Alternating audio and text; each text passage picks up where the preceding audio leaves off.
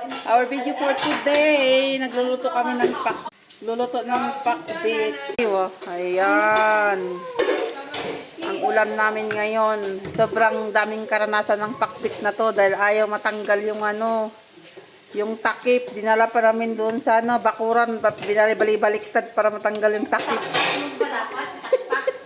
Tinaktak pa sana may sa may tray para lang matanggal yung takip. Yan, pakbit guys. Pakbit na maraming pinagdaanan. Ayan. Sana masarap.